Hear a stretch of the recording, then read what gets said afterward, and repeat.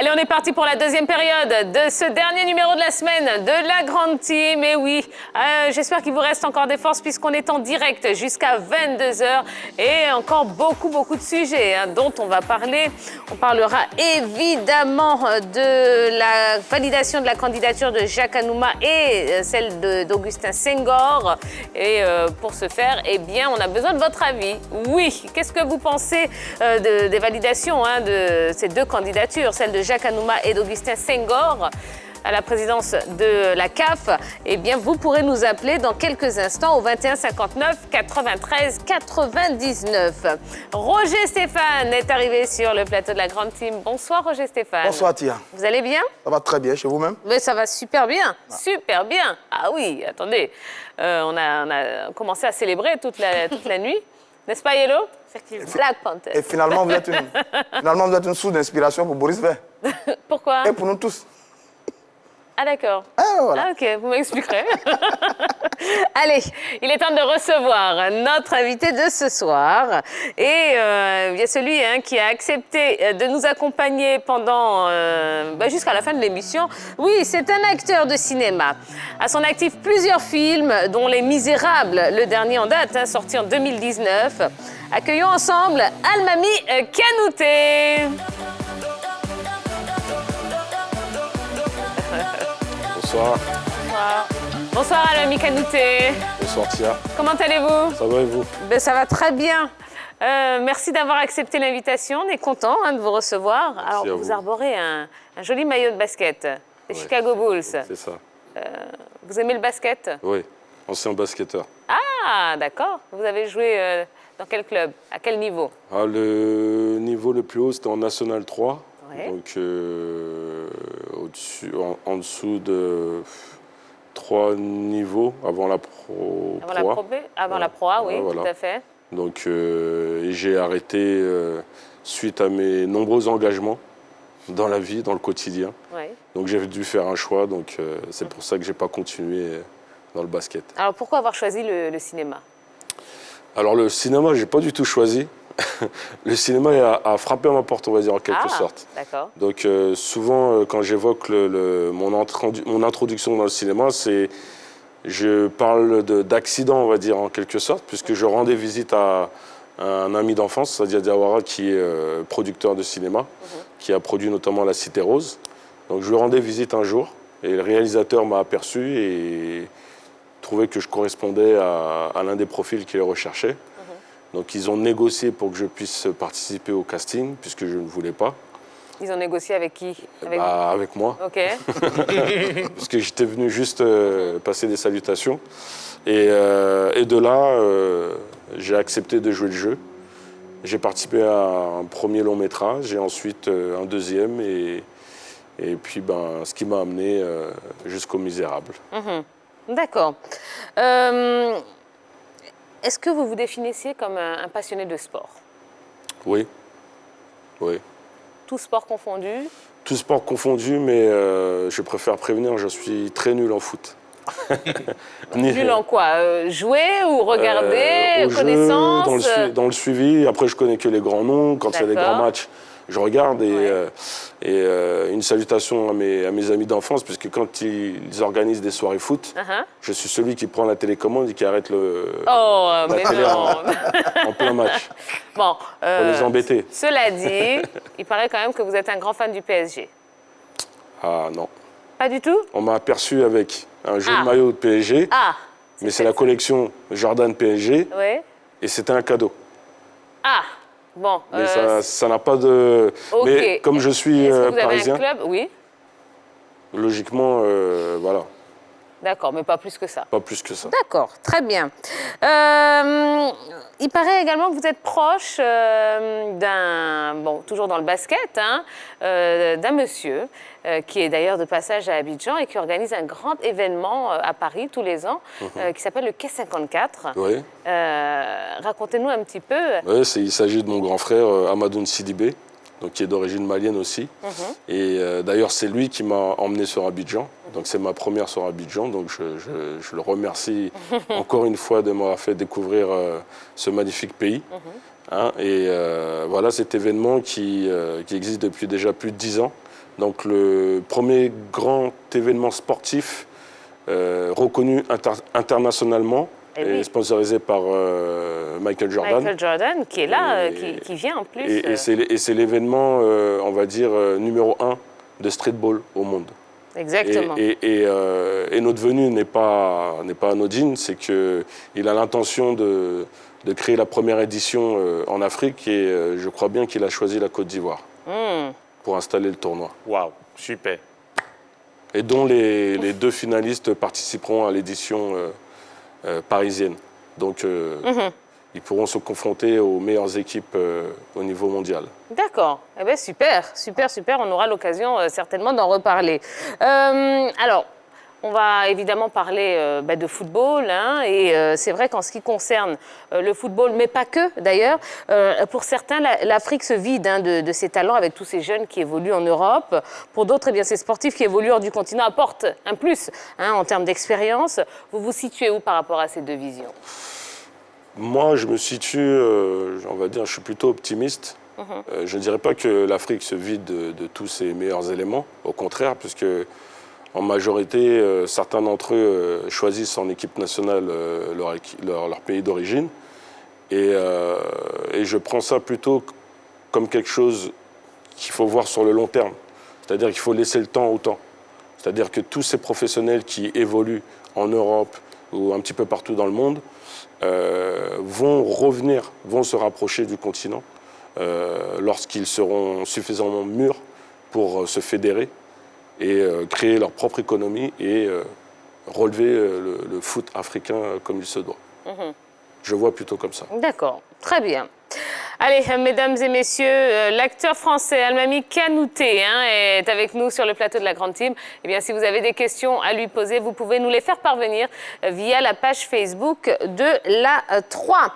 Eh bien, écoutez, on va parler de l'actu. Oui, c'est le moment.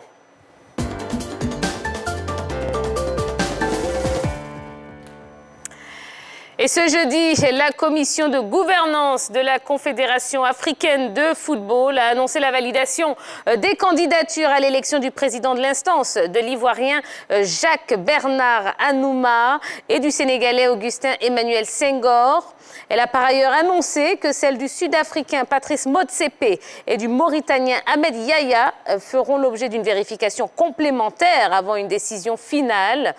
La question qu'on vous pose et pour laquelle vous pourrez nous appeler au 21 59 93 99, eh bien, elle est très simple. Qu'est-ce que vous pensez des validations des candidatures de Jacques Anouma et d'Augustin Senghor? Eh bien, je vous pose la même question ici autour de la table. Henri Jo. C'est une très bonne nouvelle. C'est une très bonne nouvelle, la validation de la candidature de Jacques Anouma et d'Augustin Senghor, même si moi, je vais plus m'intéresser à celle de Jacques Anouma, parce que voilà, Ivoirien. Et qui dit Ivoirien dit Henri Joël aussi, puisque je suis Ivoirien. Donc, ah bon, on apprend des choses. Voilà, juste pour être un peu plus sérieux, c'est que ça va permettre à Jacques Anouma, quand même, avant de créer la date officielle, de déjà commencer les petites tractations, comme on le dit, la campagne, avoir l'esprit libre, parce que déjà, on est fixé sur son sens qui concerne ces élections à venir. Donc, c'est une très bonne nouvelle, à mon sens, pour moi, pour Jacques Anouma sur cette quête. Non, c'est vraiment un sentiment de fierté qui nous anime sur les premiers résultats, parce que les 2 hommes ne sont plus à présenter. Oui, c'est l'émotion, allez-y. Donc, nous sommes très fiers, ils sont plus à présenter. Senghor, président de la Fédération sénégalaise de football depuis très longtemps et membre du comité exécutif en ce moment, de la CAF en ce moment. Jacques Anouma a été pendant très longtemps membre du comité exécutif de la FIFA et de la CAF. C'est une fierté pour l'Afrique de l'Ouest aussi, c'est la reconnaissance de la qualité des dirigeants de l'Afrique de l'Ouest, parce que les 2 sont de l'Afrique de l'Ouest. C'est vrai qu'on en parlait hier, nous sommes très pauvres au niveau des clubs, mais très riches au niveau de nos sélections et au niveau donc de nos dirigeants. Et puis c'est une fierté pour la Côte d'Ivoire et le Sénégal. Le Sénégal et la Côte d'Ivoire sont 2 grandes nations en termes de football sur le continent et qui ont 2 valeureux représentants. Et nous, les Ivoiriens, on est particulièrement heureux de savoir que notre Jacques Anouma est vraiment en liste et même très bien placé d'ailleurs pour être le futur président de la Confédération africaine de football. Enfin, on dira. Ouais, enfin, après l'épisode malheureux de 2013, il se voit là ouvrir une voie mais vraiment royale. On attend la suite des événements, mais tel que c'est parti, on est plein d'espoir par rapport à Jacques Anouma. D'accord. Je vais vous poser la même question, mais avant cela, on va prendre Monsieur Grand qui nous appelle de la Riviera à Bata. Bonsoir, Monsieur Grand. Allô, allô? Oui, Tia. Oui, monsieur Grand, bonsoir. Bonsoir, Tia. Comment vous allez? Ah, ben, je vais très bien. Et vous? Bien, très bien aussi. Bonne nouvelle année à vous. Pareillement, merci beaucoup. Alors, comment avez-vous, je veux dire, accueilli la nouvelle de la validation des candidatures de Jacques Anouma et Augustin Senghor? J'avoue que je suis vraiment très content. Je suis très content de cette nouvelle. Et c'est une très bonne chose pour l'Afrique et surtout pour la Côte d'Ivoire.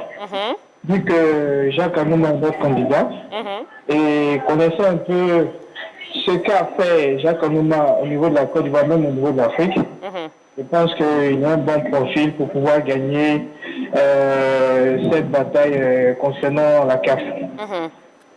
D'accord. Eh ben, très bien. Merci beaucoup, monsieur Grand. Allez, portez-vous bien, Tia, et je vous souhaite encore une bonne année. Mais pareillement, merci beaucoup. Voilà, merci, bonne soirée. Allez, bonne fin de soirée. Merci beaucoup. Yellow. Oui, alors c'est Jacques Anouma qui passe cette étape haut les mains et c'est plutôt une bonne nouvelle pour le football ivoirien parce qu'on connaît tous le contexte actuel avec l'élection à la FIFA, avec le comité de normalisation. L'atmosphère est plutôt morose du côté du football ivoirien, mais cette nouvelle-là réjouit tout le monde. Cette nouvelle-là réunit tous les acteurs du football ivoirien et nous motive encore à soutenir la candidature de M. Jacques Anouma. Alors, Almami Kanouté.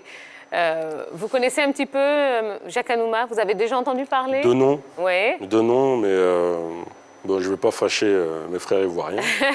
Donc je vais aller dans le sens de C'est une bonne nouvelle. Non, mais après, dans le sens plus large, je pense que ce genre de poste vaut mieux qu'elle soit occupée par une personne d'expérience et qui a une vision plus large du football international et qui va permettre, comme je l'ai précisé tout à l'heure, d'apporter un autre regard, une autre vision pour le football africain. Absolument. Un Ivoirien, un Sénégalais, c'est une bonne nouvelle pour l'Afrique de l'Ouest. Ah oui, mais pour l'Afrique tout court, j'ai envie de dire.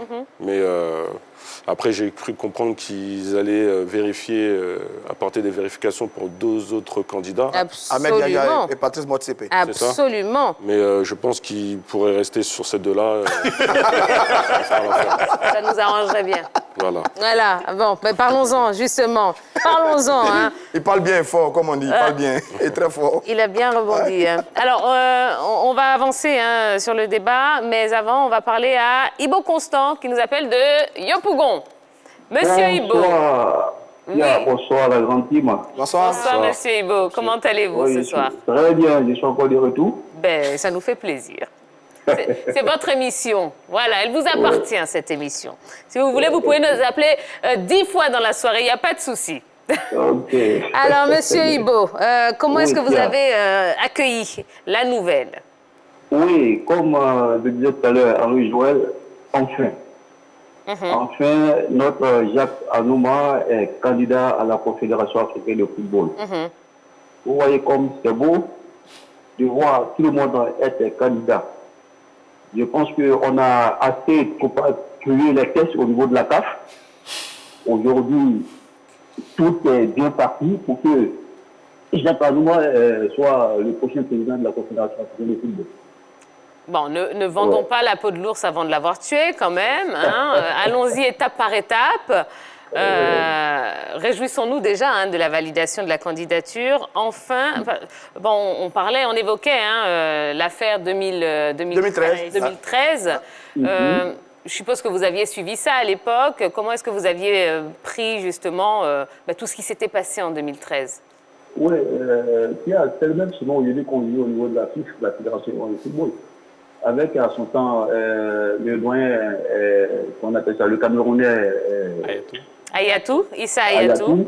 Oui, on a eu beaucoup de choses qui se sont passées avec ce patrouillage des tests au niveau de la CAF pour empêcher les véritables concurrents d'être candidats. Aujourd'hui, tout le monde, après le départ de M. Ayatou, tout le monde aujourd'hui peut être candidat au niveau de la Confédération africaine de football. Et c'est ce qu'on aimerait voir, tant au niveau de la CAF, tant même au niveau de la Fédération ivoirienne de football. Aujourd'hui, c'est intéressant On voit un Sénégalais, on voit un Sud-Africain, on voit un Ivoirien, et aujourd'hui on constate que nous passons plutôt peut-être à 3 à 4, 5 candidats au niveau de la Confédération africaine du football. Et c'est ce que nous demandons au niveau même de la FIF aussi. Ouais. D'accord. Bon, on ne va pas revenir. Hein, c'est pas le sujet de ce soir, hein, la FIF. Oui. On a fait le parallèle. Bon, on aura l'occasion d'en parler. Ne vous inquiétez pas. Bon, en tout cas, merci beaucoup, Monsieur Ibo. Bonne émission à vous. Allez, pareillement. Merci. Alors, revenons justement donc, aux 2 autres dossiers qui nous ont fait réagir. Les dossiers d'Ahmed Yahya et de M. Motsepe. À votre avis, que reproche la commission de gouvernance à ces 2 dossiers? Bon, Roger Stéphane. on va dire dossier incomplet, parce que sur le communiqué qu'on a, il faut savoir que les 2 candidatures sont bien recevables. Hein. Les 2 candidatures sont bien recevables. Seulement qu'on doit procéder à quelques vérifications supplémentaires par rapport à leurs dossiers pour voir si on peut les valider ou pas. Est-ce que les dossiers sont incomplets? Est-ce qu'il y a des éléments à apporter? Est-ce qu'il y a des éléments à justifier? C'est un peu ça. Mais pour l'instant, pour être honnête, je dis tout ça relève un peu de la confidentialité parce que le communiqué n'a pas dit beaucoup de choses concernant les manques dans le dossier.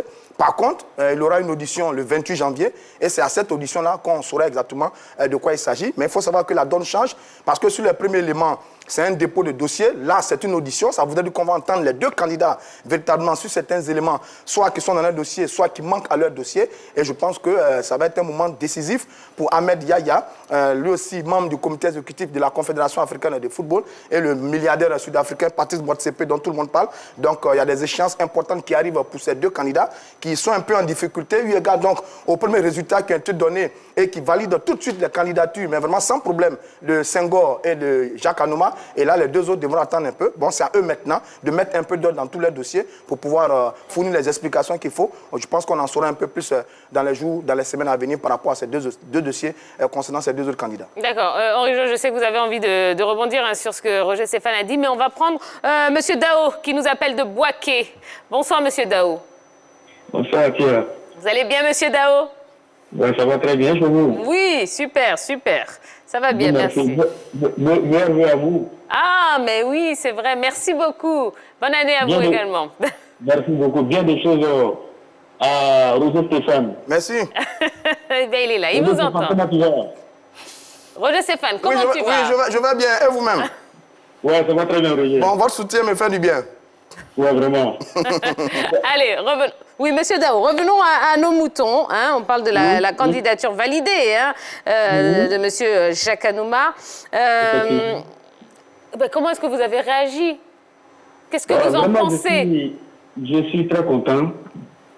Je suis très content que la candidature de notre Jacques Bernard Anouma a été prise en compte. Vraiment, c'est une très bonne nouvelle pour nous.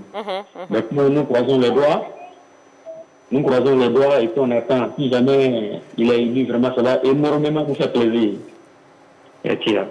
Au-delà du fait de nous faire plaisir, ça va, on l'espère, faire avancer considérablement le football africain. Effectivement. Surtout même concernant le football ivoirien. Depuis hier, j'ai tenté de rentrer en contact avec vous. Je n'ai pas pu rentrer en contact avec vous. Il y avait tellement de personnes sur la ligne. Ben c'est ça. Je voulais vraiment bien rentrer et parler sur la FIF. Mais je n'ai pas eu la chance. Je devais savoir. D'accord. Bon. Vraiment, on souhaite encore bonne chance à Jacques Bernard. Voilà. On lui souhaite vraiment bonne chance. D'accord. Merci beaucoup, Monsieur Dao. Là-bas. Merci beaucoup. Monsieur Stéphane. D'accord. Un réseau. D'accord. Mais vous oubliez Yellow. Oh, Monsieur Dao. Yellow, toute ma vertu Yellow. Vraiment, bonsoir à vous. Vous savez que c'est une femme, hein, Yellow, attention. Hein, et puis les femmes sont très... Yellow, ne fais pas ça. Voilà. Je m'excuse. D'accord, merci beaucoup, Monsieur Dao. Allez, bonne soirée. Merci. Allez, Henri Jo. Oui, Roger Stéphane a évoqué la confidentialité en ce qui concerne tout ce qui reste à parfait au niveau des 2 candidatures qui sont celles de Yahya et de Motsepe, mais soulevons des interrogations. Dans le communiqué, on parle d'audience à partir du 28 janvier. On sait que le 12 janvier, on doit donner la liste définitive des candidatures. Alors, pourquoi ne pas auditionner ces candidats-là avant le 12 pour donner une liste complète le 12 janvier? Est-ce que, après la publication de la liste des candidatures, après audition aussi le 28 janvier, est-ce que ces 2 candidats seront retirés, si par exemple l'audition ne se passe pas bien, seront retirés de la liste? En tout cas, c'est pas mal de choses qu'on arrive vraiment pas à cerner. Et même on a joint un responsable au niveau de cette commission qui a siégé les 5 et 6 janvier pour sortir ces 2 noms-là. Rien n'a été dévoilé non plus. Donc, on a même de se poser la question de savoir est-ce que réellement, c'est vrai, on parle de la recevabilité des 2 candidats, mais est-ce que finalement, ces 2 messieurs seront retenus pour les élections au niveau de la CAF?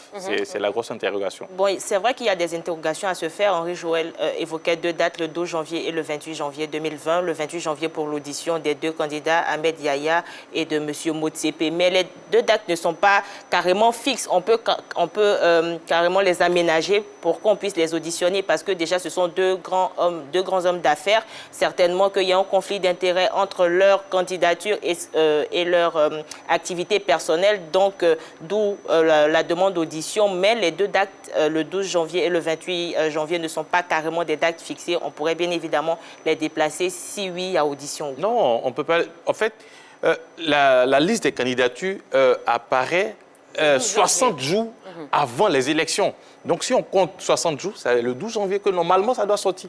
Maintenant, au-delà du 12... C'est qu'on n'allait pas les auditionner. Non, d'où l'interrogation. Au-delà du 12, quel est l'intérêt d'auditionner ces 2 candidats? Et après les auditions, qu'est-ce qu'on va décider? Qu'est-ce qu'on va prendre comme décision en ce qui concerne leur candidature? Est-ce qu'après avoir validé un premier temps, est-ce qu'ils seront retirés après les auditions? C'est là qu'il faut chercher à comprendre. Mais bon, pour l'instant, rien de fuite. D'accord. On a M. Soro qui nous appelle d'Atekoubé. Bonsoir, M. Soro. Bonsoir, madame. Comment allez-vous? Oui, je vais bien chez vous. Ça va très bien, merci beaucoup. Alors, candidature validée pour Jacques Anouma. Oui. Qu'est-ce que vous en pensez? Bon, je pense que la candidature de Jacques Anouma, c'est une très bonne chose pour le football ivoirien. D'abord, et puis bon, ça va beaucoup avancer les choses. Parce que, excusez-moi du terme, vu la magie qui s'est passée au niveau de la fédération, je pense que c'était pas trop... Je vais avoir, et puis bon, dans le deuxième temps, Jacques Anouma a déjà une expérience de la chose, vu ce qu'il a apporté à la Côte d'Ivoire lors des différents Coupes du Monde. Tout ça, ça va booster un peu le sport en Afrique. Absolument. On est d'accord avec vous, Monsieur Soro. Oui. D'accord. Merci beaucoup pour votre appel. Oui. D'accord. Passez une bonne journée, une bonne soirée. Merci. Salut Yelo, Henri Joël, invité. Voilà. Merci. Merci. Allez, dernière question. Au-delà donc de la validation de 2 candidatures, des vérifications à faire pour 2 autres candidatures, eh bien, il y a également Ahmad Ahmad, l'actuel président de la CAF, qui a été déclaré inéligible. Ça vous surprend ou pas? Roger Stéphane. Non, on n'est pas du tout surpris. Son dossier, on n'est pas surpris parce qu'il voilà, est sous le coup, d'une... Ça fait moins un candidat quand même. Non, je sais que vous êtes content pour Jacques Anouma, mais... Oui, Jacques Anouma... Non, attendez. Okay. Bon, je dis, son dossier est handicapé par sa suspension quand même. Il a pris 5 ans de suspension et il a enfreint quelques codes d'éthique au niveau donc, de la gouvernance en ce qui concerne la Confédération africaine de football. Bon, lui-même, il avait saisi un peu le TAS pour qu'il y ait un effet suspensif pour lui permettre d'être candidat et battre campagne par rapport à l'élection. Bon, malheureusement pour lui, il a été écarté donc, sur les premiers travaux. C'est un peu dommage. Bon, d'aucuns disent que lui aussi, il a été un peu victime de la puissante FIFA qui voulait peut-être l'écarter et qu'il l'a écarté parce qu'il faut savoir qu'il a été suspendu juste avant les élections. Bon, ça pourrait être je dis, interprété ainsi et ça se fait pour beaucoup. Bon, c'est un peu dommage, mais en tout cas, tout ce qui arrive à Ahmad Ahmad là est un peu dommage. Cet homme élu en 2017, il n'a même pas fini son mandat et qui ne peut pas remplir pour un deuxième mandat, c'est un peu dommage. Mais bon, il y a quand même des choses, il y a bien des choses qui sont reprochées à Ahmad Ahmad. Oui, absolument. Voilà. Corruption, mauvaise gestion, etc., copinage au sein de la Confédération africaine de football. Bon, ben, je pense que c'est sa suspension qui vaut que sa candidature a été invalidée sur les premiers travaux effectués par les différentes commissions. D'accord. Allez, dernier appelant de la soirée, Monsieur Silué Kassoum qui nous appelle de Koumassi. Bonsoir, bonsoir. Bonsoir, Tina. Comment allez-vous, monsieur? Oui, ça va. Bonne année à tout le monde là-bas. Merci, bonne année à vous également. Et toi, Stéphane, hein? Surtout à Stéphane. Bah, dis donc, vous avez la cote, Roger Stéphane, C'est ce déjà, soir. on s'entend bien. Quelques sujets nous divisent, mais bon, dans l'ensemble, on s'aime bien. C'est mon journaliste préféré. Merci. D'accord, très bien. Bon, alors qu'est-ce que vous pensez de la validation des candidatures de Jacques Anouma et d'Augustin Senghor? Vraiment, c'est une très bonne nouvelle. On apprécie vraiment cette validation. Mais moi, il y a un problème avec la CAF et avec la FIFA là. Vraiment, cette histoire-là. Pourquoi ne pas valider tout en même temps ou bien invalider ce qu'on doit invalider et puis donner une liste définitive un jour et puis c'est fini? Alors, Vraiment, Henri Jo.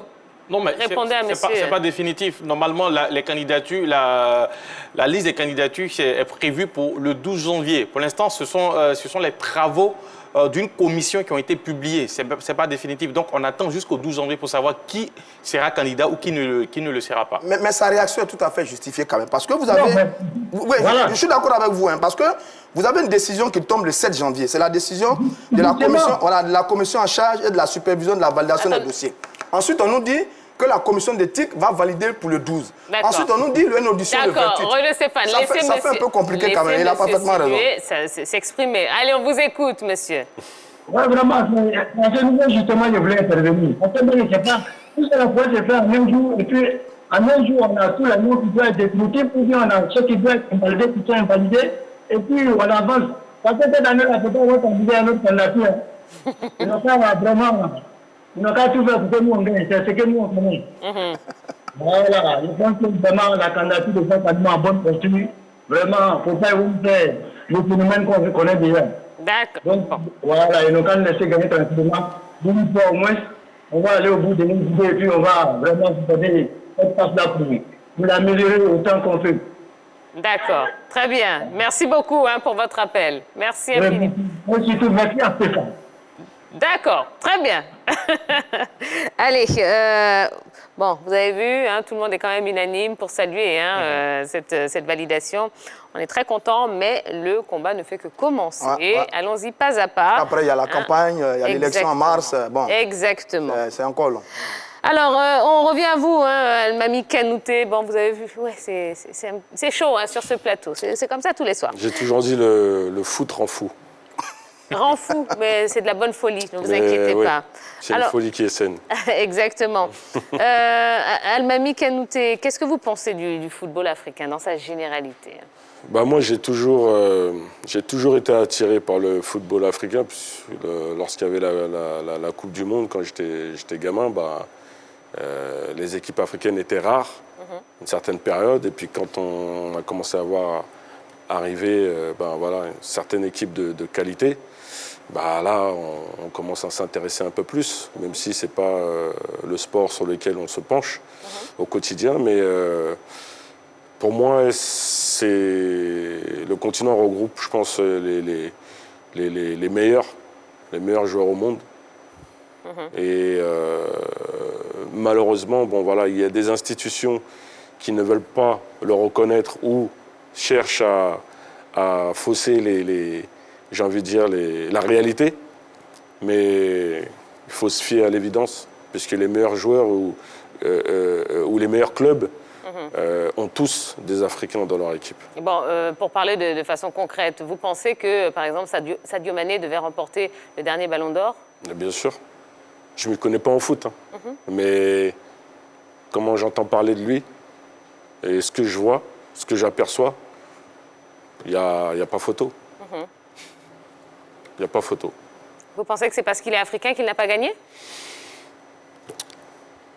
Je vais pas trop m'avancer sur ce terrain-là, mais je sens que il y a des relents qui font que on ne cherche pas à se fier à l'évidence, en fait.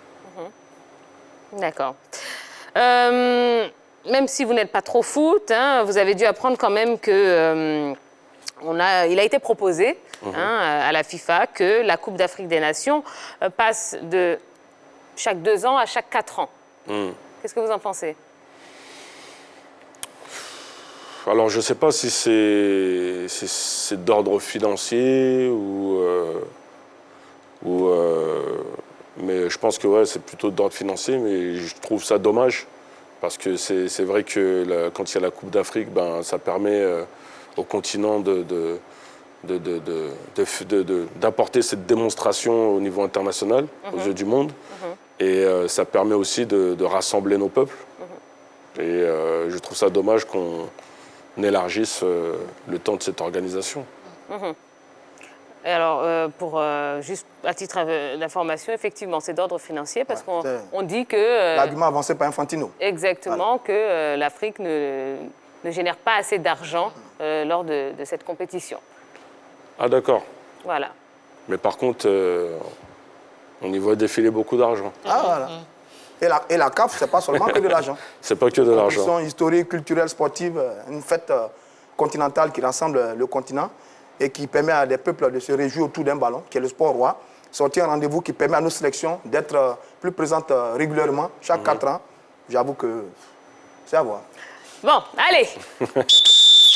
On va marquer une nouvelle pause, hein, oui, dans l'émission. Yellow, vous allez nous laisser, hein, puisque Balo va revenir, on va parler de la Ligue des champions de la CAF. On connaît la composition des groupes, on va tout vous expliquer. On reste avec notre invité, Almami Kanouté, hein, l'acteur français. Donc, continuez à lui envoyer un maximum de questions, de messages via la page Facebook de la 3. Allez, à tout de suite.